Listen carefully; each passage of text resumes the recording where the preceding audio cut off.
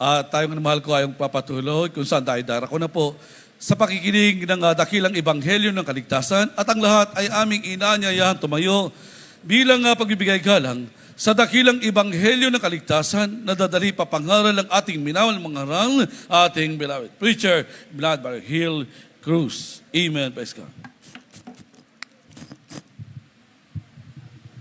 Amen. Praise the Lord. God bless you, beloved co-preacher Bob De Luna. At tayo po muna yung magkaisa pong dumalangin sa ating pinakamamahal na Panginoong Kristo. Amen. Praise God. Hallelujah. Opo, dakilang mapagpalang mambanal sa langit sa makapangyarihang pangalan mo. Aming pinakamamahal na Panginoong Kristo na pinagbubuklan ng mga biyaya sa punandalangin ng taong nilangisan. Aming minamahal ginagalan ng Pastor Evangelista with the Amen and Papa o God. Misa pa kami nagpupunan ng kapasalamat sa bawat yugto na aming banal ka pinagpalat ng isan sa iyong patuloy na pagkilos sa aming kalagitnaan, patuloy kayo na sa amin sa tutuwin na o Diyos, hallelujah. Subalit bago po yan, misa pa kami buong pagpapakumaba, hindi nakahabagan ng kapatawaran sa lahat ng aming nagawang pagkukulang, pagkakasala, pagsalansa sa banal na kalooban, patawaran mong bawa sa amin o Diyos, hallelujah.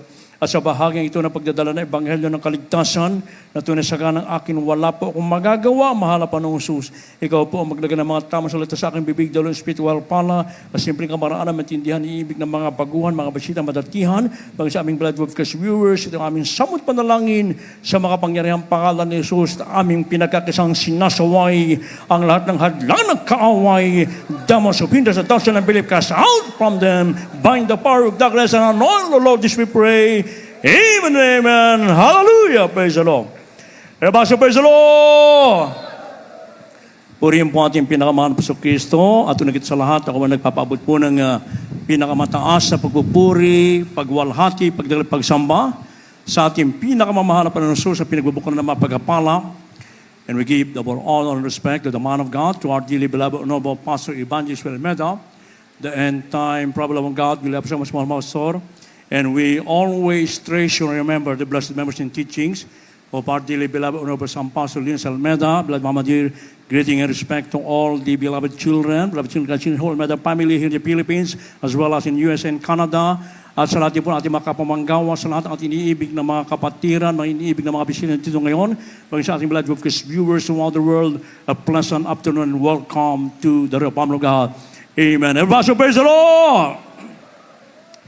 Beloved sons of God, there are many people who assume what might happen tomorrow, but what they don't know is that we can't boost what will happen tomorrow because nobody knows what tomorrow will bring. Mga iniibig, maraming tao na pinalalagay ang mangyayari sa araw ng bukas. Subalit, ang hindi po nila alam, na kailanman hindi natin pwedeng ipagmalaki o ipaghambog ang araw ng bukas sapagkat walang ilalabas ng araw ng bukas, mga iniibig ko. Kaya kung ating mapapasa po dito, magsunod natin pong basahin. Dito po from the book of Proverbs, chapter 27, verse 1, and James, chapter 4, verse 13 and 14. Kaya nila man po. The book of Proverbs, chapter 27, verse 1. Boast not thyself of tomorrow, for thou knowest not what a day may bring forth. The book of James, chapter 4, verse 13 and verse 14. Go to now, ye that say, today or tomorrow we will go into such a city and continue there a year, and buy and sell and get gain. Whereas you know not what shall be on the morrow, for what is your life? It is even a vapor that appeareth for a little time, and then vanisheth away. God bless you po sa Tagalog. Kawikaan Kapitulo 27, versikulo 1. Huwag mong ipaghambog ang kinabukasan, sabagat hindi mo nalalaman kung ano ang ilalabas ng ibang araw. Dito po sa Santiago, Kapitulo 4, talatay 13 hanggang 14. Magsiparito ngayon kayong pagsisipagsabi, ngayon o bukas ay magsisiparong kami sa ngayong bayan. At titira kami doon, 1 taon, mangakalakal at magtutubo. Kayo ay hindi nakakalam na mangyayari bukas. Ano ang inyong buhay? Kayo ang isang singaw sa sandaling panahon ay lumilitaw at magdakay napapawi. Purihin po ang ating nagkalan sa buhay, and God bless His word. Everybody, praise the Lord. So napakaliwanag, mga inibig ko, na walang sino man pwede ang magmalaki o ipaghambog ang araw ng bukas sapagkat walang nakakaalam kung ano ang mangyayari sa ilalabas na ibang araw. Kaya nga po, mga inibig ko sa atin na unang nakaalam ng katotohanan, yung kaligtasan, yung unang araw na ating nakilala, tinanggap ang ating pinakamamahal na Kristo. Lahat po tayo'y nakaranas sa mga grabing pagkapala, kagalingan, pagkabago ng buhay, proteksyon, yung pangako ng Diyos sa buhay na walang hanggan na kung tayo po'y magkapatuloy mananatili, ito po'y ating makakamtan, mga inibig ko. Dahil mayroong tao ng Diyos, mayroong totoong propeta ng ating mahal na Panginoon, totoong pastor na nagmula sa kanyang puso, na ipinangaral, hindi nag-aksaya ng araw ng panahon, mga inibig ko, at gumugugol ng mahabang oras ng panalangin, pag-aayuno, at maging ang salapi, pera mga inibig ko ay ginugugol para maglunsad ng maraming krusada upang ang mga tao po ay makalapit sa ating nag-iisang Diyos sa buhay sa pangalan ng ating pinakamamahal na Panginoong Kristo. Everybody, praise the Lord. Kaya nga, mga inibig ko, walang sino man pwede magmalaki sa araw ng bukas. Hindi natin hawak ang ating mga buhay na ito, mga inibig ko. Kaya habang tayo may lakas, merong tayong araw ay ating pong ibigay yung the best sa paglilingkod sa ating mahal na Panginoon without any mental reservation, but rather with open heart. Sundin at ganapin natin ang bawat kautusan ng ating pong pinakamamahal na Panginoon. Kaya nga ating minamahal ginagawa na pastor, ating balay pa ng pastor sa Media Family, mga inibig ko, ay hindi nag-aksay ng araw, mga inibig ko. Na kung saan ay talagang yung mga milyon-milyon mga inibig ko, ito ay ginugugol para sa mga krusada, mga inibig ko. Lalo na kayo, marami tayong mga krusada inilulunsad, mga inibig ko, upang ang mga tao, mga inibig ko, na malaman nila na merong isang Diyos na dapat paglingkuran sa Espiritu katotohanan, na iniibig ko na kung saan ito ay dapat isagawa ng lahat ng mga tao na maglingkod. Before it's too late, kung paano ating minamahal ginagawa ng pastor, almost 24 years ago, hindi nag-aksaya ng panahon na magkaroon ng problema ang ating bansa dahil sa hostage crisis na kinuha ng mga Abu Sayyaf doon sa Talipo, sa parte ng Malaysia, dinala sa Talipo, so may inibig ko, na dito po may inibig ay naging problema ng ating bansa ito, may inibig ko. Yung araw pa lang na yan, may inibig ko, ay talagang problema na ng ating bansa. Subalit ang ating dakilang Diyos sa buhay ay nangusap sa ating minamahal at ginagawa ng pastor, may inibig ko. Kaya ating mahal na pastor ay nag-ayuno kaagad ng 40 days, mga inibig ko, na pag-aayuno, mga inibig, nakipag-ugnayan sa ating pinakamamahal na Panginoon. At yung krusada na yan, mga inibig ko, indulan sa doon, yung araw na yan, sa bundok ng Talipo, Sulu, mga inibig ko. At hindi lingid sa ating unang araw pa lang, ay sila po'y pinapatay na doon, mga inibig ko. Subalit ang makapangyarihang kamay ng Diyos ay hindi umigsi upang magligtas sa ating minamahal na pastor, 10 prayer warriors. At yung mga naaralan doon ng mga Abu Sayyaf, yung mga 21 si Father Hostage, may inibig ko na kung saan ay isa-isa itong pinalayan ating malapanon, yung dakilang himala na yan ay natanyag, may inibig ko, na ito ay masasabi nating mahigit 1,000 krusada, mga inibig ko, sapagkat talaga naman pong nakilala, natanyag ang ating malapanon sa iba't ibang paligid ang gawain ito ng Jesus Miracle Crusade, ginamit ang ating minamahal ginagawa ng pastor, mga inibig ko. Kaya nga po, mga inibig ko, yung pong magagawa ng mga tao na kung saan ay ang katwiran kasi ng tao, mga inibig ko, na di pa naglilingkod sa dakilang Diyos na laging sinasabi ito, lagi kong narinig ito sa ating mga kababayan. Pag ating nababahagi na sila ng banal na salita ng Diyos, may araw din tayo dyan, darating din tayo dyan. At kami maglilingkod din dyan. Paano nga kung hindi na dumating yung araw na yan, mga inibig ko, kung wala nang bukas na darating sa iyo, mga inibig ko. Na kung tutuusin, mga inibig ko, hindi alam ng tao kung ano mangyari ng bukas. It is only our loving God ang makakaalam ito sapagkat alam niya yung ating future, mga inibig ko, because He's omniscient, omnipotent, all-knowing God, mga inibig ko. Siya ang makapangyarihan Diyos, mga inibig ko. Kaya nga po, yung magagawa ng tao ngayon, ay huwag mo nang ipagpabukas pa. Yung kung meron kang gagawin ngayon, mga inibig ko, gawin mo na ngayon, habang meron tayong lakas. Sapagkat yung magagawa mo ngayong araw na ito, hindi mo na magagawa sa araw ng bukas. Ang lahat magsabing, praise the Lord. Sapagkat hindi po natin hawak ang ating buhay at hindi po natin alam ang mangyayari sa araw ng bukas, mga inibig ko. Lalo na ngayon, meron pang warning ang ating pamahalaan, ating people folks, mga inibig ko, na kung saan ay andyan ang the big one. Anytime yan, mga inibig ko, anytime. At andyan pa yung mga pati na-monitor nila, pati yung mga bulkan na mga dormant, yung mga natutulog na bulkan ay parang nagigising na rin, mga inibig ko. Paano nga naman kung sabay-sabay itong pumutok, mga inibig ko, at sumabog. At andyan pa yung mga kalamidad, andyan pa yung mga salot na dumarating at napipitong panggera, mga inibig ko. Subalit, ang diyan ng tamang inibig ko, ang number one na problema ngayong araw na ito, mga inibig ko, itong panahon na ito, ay ang global warming, mga inibig ko. Matagal na ito pinangangaral ng ating minamahal ginagaran na pastor, mga inibig ko. Na kung saan, yung mga scientists talaga sila po ay namumroblema. Kaya sabi ng mga scientists, mga inibig ko, kung meron kayong mga Diyos, manalangin na kasi niya yung mga Diyos, sapagat ang mundong ito ay masusunog sa matinding init, mga inibig ko. Biblical naman po yan, mga inibig ko. Nasa Biblia po yan, mga inibig. Na kung saan ay, ang sabi sa banal na kasulatan, sapagkat sadyang nililimot nila na mayroong isang kalangitan mula ng unang panahon at isang lupang inanyuan sa tubig at sa gitna ng tubig sa pamamagitan ng salita ng Diyos. Na sa pamamagitan din ito ang sanlibutan noon na inapawan ng tubig ay napahamak. Ngunit ang sangkalangitan ngayon at ang lupa sa pamamagitan ng gayon ding salita ay iniingat lang talaga sa apoy na itinataan sa araw ng paghuhukom at ang paglipor sa mga taong masama.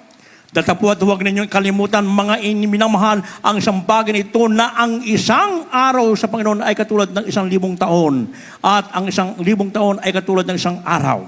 Hindi mapagpaliban ang Panginoon tungkol sa kanyang pangako na gaya ng pagkapalibang ipinalagay ng iba, kundi mapagpahinod sa inyo na hindi na ibig na sino man ay mapahamak, kundi ang lahat ay magsipagsisi. Datapwat, darating araw ng Panginoon na gaya ng isang magnanakaw na ang sangkalangitan sa araw na iyan ay mapaparam nakasabay ng malaking ugong at ang mga bagay sa langit ay magpupugnaw sa matinding init at mga lupa at ang mga gawang nasa lupa ay pawang masusunog.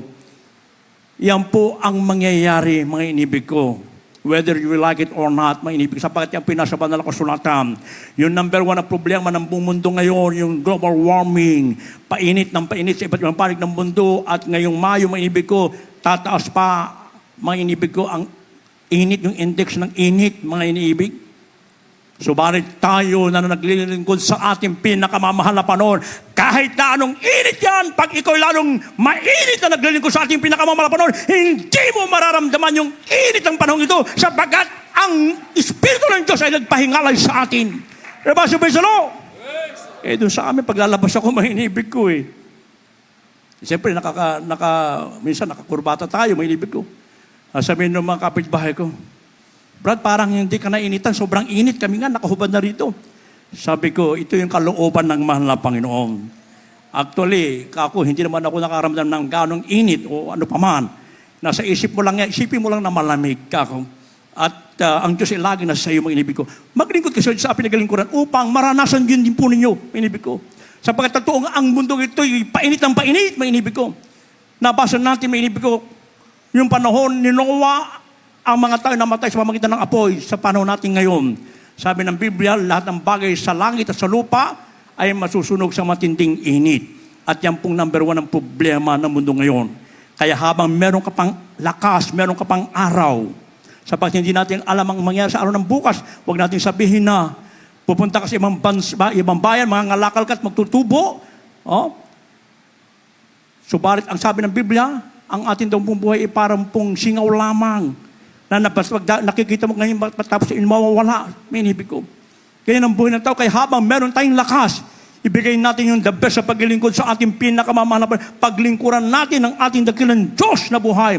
Dapat ang buhay at bukas natin ay ibigay at ipaubaya sa dakilang Diyos. Tanda lamang na nasa Kanya tayo umaasa, sa Kanyang habag at awa at biyaya tayo sumasandig.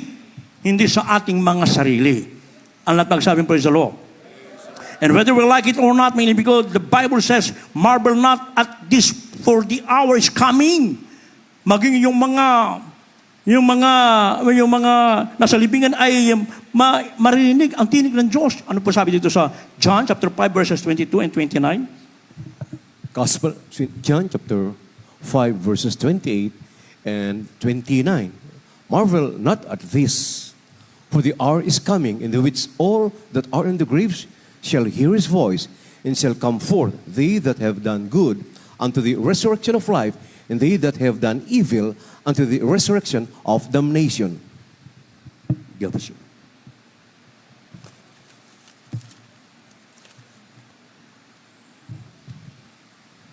Dito po sa Ebanghelyo, ayon kay Juan, Kapitulo 5, versikulo 28 at 29. Huwag ninyong ipanggilalas ito sapagkat dumarating ang oras na ang lahat ng mga nangasalibingan ay makakarinig ng kanyang tinig. At magsisilabas ang mga nagsisigawa ng mabuti sa pagkabuhay na maguli sa buhay, at ang nagsisigawa ng masama ay sa pagkabuhay na maguli sa paglipol, sa paghatol. Purihin ang ating Diyos Word, mga kapatid. So this is the final destination sa ayaw sa gusto po natin, maging yung mga nasa libingan ay mapapakinggan ang makapangyarihang tinig ng ating Diyos sa buhay. Kaya't kung ikaw ay masumpungang gumagawa ng mabuti, doon po tayo sa pinangako ng Diyos sa buhay na walang hanggang, mga inibig ko. At doon naman po sa mga gumagawa na masama, doon naman sila sa pagkabuhay na maguli, sa paghatol, o habang buhay na pagkapahamak, mga inibig ko. Kaya nga, mga inibig, atin pong isagawa ang mga mabubuting bagay sa pagkatotoo na napakabuti ng ating pinakamamahal na Panginoon. Ang tanong, sa mga hindi nagpapahalaga ng kanilang araw, saan po ba sila pupunta? Ulitin ko po ang tanong. Sa mga hindi nagpapahalaga ng kanilang araw, partikular yung mga kababayan natin, mga webcast viewers na hindi pa naglilingkod sa totoong Diyos, maibig ko, at maging sa mga ilang Kristiyano na hindi pa ibinibigay ng 7% ang katapatan ng kanilang paglilingkod sa ating mahal na Panginoon, saan po ba sila pupunta? Ano po sabi po dito sa Book of Isaiah, chapter 14, verses 9 and 10? Kaya nilaman po. The book of the prophet Isaiah, chapter 14, verses 9 and 10. Hell from beneath is moved for thee, to meet thee at thy coming. It stirreth up the dead for thee, even all the chief ones of the earth. It hath raised up from their thrones all the kings of the nations. All they shall speak and say unto thee, Art thou also become weak as we? Art thou become like unto us? Gabas po. Dito po sa Isaiah Kapitulo 14, versikulo 9 at 10. At sa Siyol mula sa ibaba ay makikilos sa iyo upang salubugin ka sa iyong pagdating. Nakapupukaw ang mga patay dahil sa iyo. Sa mga katuwid baga, ang lahat ng pinakapangulo sa lupa ay nagsitindig mula sa kanilang mga luklukan, ang lahat ng hari ng mga bansa. Dito po sa G, silang lahat ay nagsisagot at nagsasabi sa iyo, pati ba ikaw ay naging mahinang gaya namin? Ikaw ba ay naging gaya namin? Amen. Purihin po ang ating dakilang sa buhay. Palakpakan po natin pinakamamahal na Panginoon. Yung buhay na palakpak sa ating pinakamamahal na Panginoon. At magsabing, praise the Lord! So yung tanong natin, sa mga hindi nagpapahalaga ng kanilang araw, saan po ba sila pupunta, mga inibig ko? Sa ating nabasa, mga inibig, ng pakiliwanag. Ibig sabihin, kung ang iyong araw ay masumpungan sa ganitong kalalagayan, sa kasalanan, doon ka sa ilalim ng impyerno, mga inibig ko. Sa mga hindi nagpapahalaga sa bawat araw ng kanilang buhay at gumagawa ng masama, doon sa impyerno, mga inibig ko. Na kung saan, sabi, ang apoy ay hindi napupugnaw, ang uod ay hindi namamatay, mga inibig ko. Kaya habang meron pa tayong lakas, meron pa tayong araw, may panahon pa tayo, ipaglingkod natin ng ating mga katawang ito ng buong katapatan ng katuwid-tuwiran sa ating pinakamamahal na Panginoon. Kaya sabi ng ating nabasa, kaya't maging yung mga sikat, yung mga hari, yung mga presidente, lahat ng uri ng mga klase ng tao, mayayaman, mahihirap, ipinag-aral o wala, may inibig ko, na hindi nagsipaglingkod sa Diyos at gumawa ng kasalanan sa harapan ng mga doon sila napunta sa impyerno. At anong sabi? Pag napunta ka doon, wala namang sana mapunta sa ating kahit isa. Sapagkat tayo po ay inaalagaan sa panalangin natin minamat ginagawa ng pastor. Mga inibig ko. Anong sabi, mga inibig? Aking ulitin yung binasa, mga inibig ko. Ang sabi po rito, mga inibig, sa 9 at Gs. Ang impyerno mula sa ibaba ay nakikilo sa iyo upang salubungin ka sa iyong pagdating. Nangapupuko ang mga patay dahil sa iyo sa makatwid bagay ang lahat ng pinakapangulo sa lalupa. Nagsitindig mula sa kanilang mga luklukan ang lahat ng hari ng mga bansa. Silang lahat ay magsisagot at magsasabi sa iyo, pati ba ikaw ay naging mahinang gaya namin? Ikaw ba ay naging gaya namin? Sisisihin ka pa nila, bakit ka napunta doon, mga inibig ko?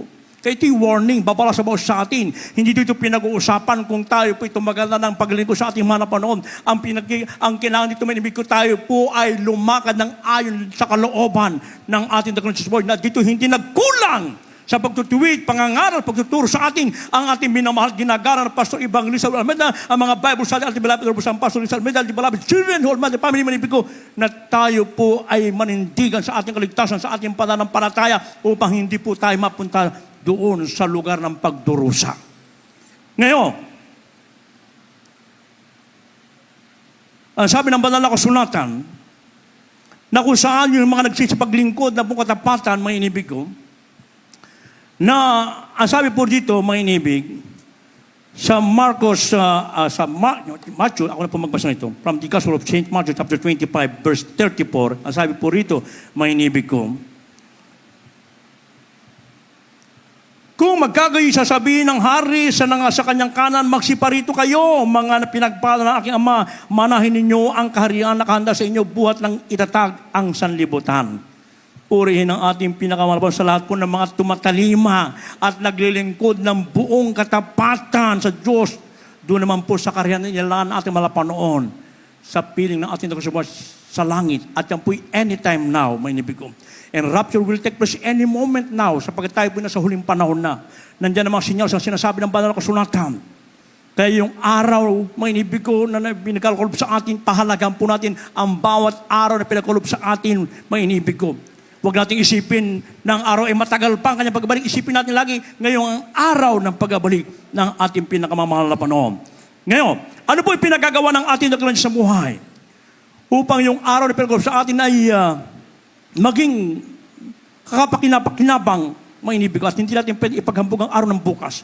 Ano po sabi po dito sa James chapter 1 verse 21 and Romans chapter 13, 11 up to 14, kaya nilaman po.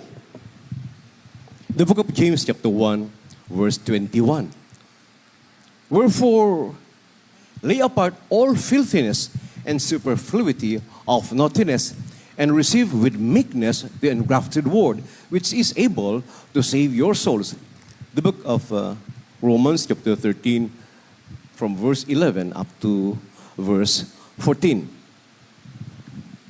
And that, knowing the time, that now it is high time to awake out of sleep, for now is our salvation nearer than when we believed. The night is far spent, the day is at hand. Let us therefore cast off the works of darkness, and let us put on the armor of light.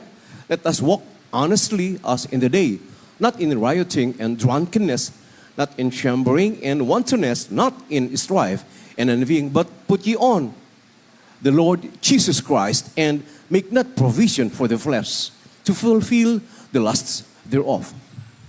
God bless you, Pastor. Dito po sa Aklat ng Santiago, Kapitulo 1, versikulo 21. Kaya't ihiwalay ninyo ang lahat na karumihan at ang pag-apaw ng kasamaan at tanggapin ninyo na may kaamuan ang salitang itinanim na makapagliligtas ng inyong kaluluwa. Dito po sa Roma, Kapitulo 13, versikulo 11, tuloy ang basa hanggang 14. At ito yamang nakikilala ang panahon na ngayon, kapanahunan na magsigising kayo sa pagkatulog sapagkat ngayon ay lalong malapit na sa atin ang kaligtasan kaysa nang tayo'y magsisampalataya ng una. 12. Ang gabi ay totoong malalim at ang araw ay malapit na. Iwaksi nga natin ang mga gawa ng kadiliman at ating isakbat ang mga sandata ng kaliwanagan. Magsilakad tayong mahinhin gaya ng sa araw. Huwag sa katakawan at paglalasing, huwag sa kahalayan, huwag sa pagkakaalit at pagkakainggitan, kundi bagkos isagbat ninyo ang Panginoong Hesukristo at huwag ninyong paglaanan ang laman upang masunod ang mga kahalayan niyaon. Noon. Purihin po ang ating pinakamahal pang gabas ng mga batid. Everybody praise the Lord! So napakaliwanag, mga inibig ko, upang maging kapakinabang yung araw na pinagalob sa atin, mahal po na hindi po yung masasayang, mga inibig ko, na yung pinagagawa ng ating dagalin sa pagkakagawa, dapat ating gawin, ihiwalay po natin ang ating mga sarili sa paggawa ng karumihan at kasamaan. Alam na natin, yung mga kasamaan, galing na po tayo dyan dati lahat, nang hindi pa tayo nagliligo sa ating mga Panginoon, mga inibig ko. At ating pong tanggapin ng buong kaamuan, kapakkumbabaan, ang banal na salita ng ating pinakamamahal na Panginoon. Hindi lamang po tayo tagapakinig na salita, kundi tagatupad naman ng salita ng ating pinakamamahal na Panginoon. At ang sabi pa ng kasulatan, gumising sa pagkakatulog. Ibig sabihin, minibig ko, kinakailangan yung ating po mga tungkulin bilang tayo po yung mga anak ng Diyos, isagawan natin ang lahat ng kahatulan ng ating pinakamamahal na Panginoon without any mental reservation, but rather with open heart. Isagawa po natin yan magmula sa kabanalan, for without peace and holiness the one can see the Lord. Magtapat tayo sa pag-ibigay, tayo laging dalalo sa ating banal na gawain, mga inibig ko, pagsumikapan natin makadalo lagi, at lagi tayo nagpupuri, lagi tayo nag-aayuno, humahayo, ipagsabi ang dakilang kabutihan ng Diyos, mga inibig ko. At ang sabi pa ng Biblia, iwaksi po natin ang gawa ng kadiliman. Inulit na naman, mga inibig ko. Iwaksin natin ang gawa ng kadiliman, yung mga kahalayan, lahat ng kasamaan, mga iniibig ko. Tayo po ay, sabi ng banal na kasulatan, amen, praise God, na iwaksin lahat. Magsilakad daw po tayo ng mga mahinhin, gaya naman sa araw, huwag sa katakawan at paglalasing, mga iniibig ko. Sa kahalayan, at sa mga pagkaalit-alit at pagkakainggitan. Dapat sa mga anak ng Diyos, lalo na sa mga ginagamit na ating malapanan, wala na po yung pagkabahabahagi, pagkakampi-kampi, pagkaalit-alitan, yung galit ba, may inibig ko, mawala po sa atin yan. Yung mga inggit, sapagkat pag meron ka niyan, may inibig ko, pagbabalik na ating malapanan, maiiwan po tayo. Sapagkat ang kukuhanin lamang ng malapanoon, may inibig ko, yung walang halong kapintasan, may inibig ko, na sinasagawa ang banal na kalooban ng ating dakilang sa buhay, na dito hindi nagkulang sa atin. Ang ating dearly beloved persons, dearly beloved children, panghawakan po natin yung ating kaligtasan, yung ating pananampalataya, kaya yung araw, mga inibig ko na pinagkaloob sa atin, pahalagahan po natin lagi. Sapagkat hindi natin ang mangyayari sa araw ng bukas, mga inibig ko. Huwag mong sabihin na magpapakayaman ka, magpapakadulubhasa ka, kung ano pa mga iniisip po natin, minibig ko, ang dapat nating isa-isip lagi kung paano po tayo magiging mainit na anak ng Diyos sa paglilingkod sa ating pinakamamahal na Panginoon. At magsabing, praise the Lord! At pag nagagawa po natin mga bagay na yan, minibig ko, napakaganda ng pangako ng Diyos sa bawat sa atin. Lahat tayo ipapayuhan ng ating mahal na Panginoon. Ano po ang sabi sa last verse? Dito po sa Psalm 32 verse 8, maganda na po mga awit, manunugtog.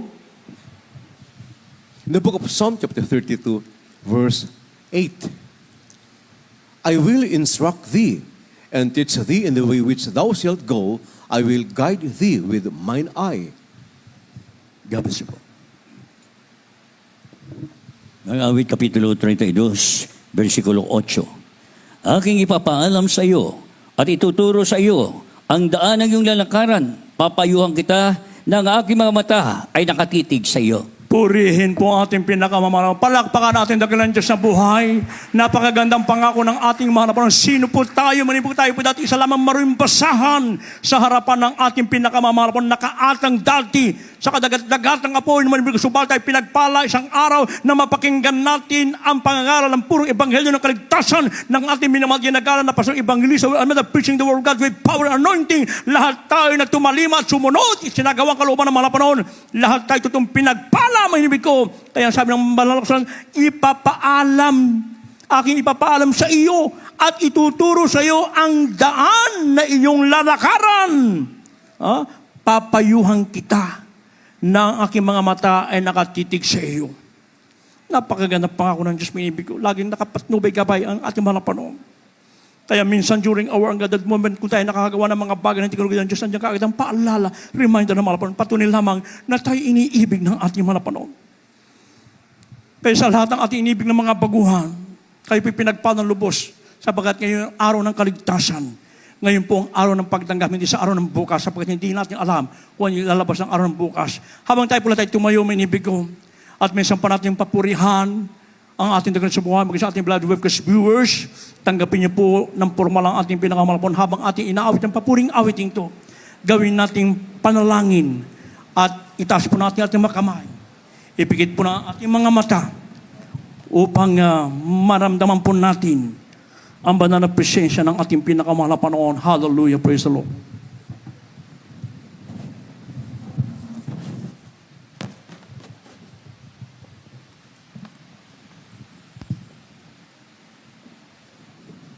Dito po sa harapan mga baguhan, alalayan po natin yung mga newcomers, mga inibig ko. Huwag po kang mahiya, ngayon po ang inyong araw ng kaligtasan na pagtanggap sa ating pinakamahal na Panginoon. Habang ating pinapapurihan ang ating dagalan sa buhay, sa papuring awiting ito. Hallelujah.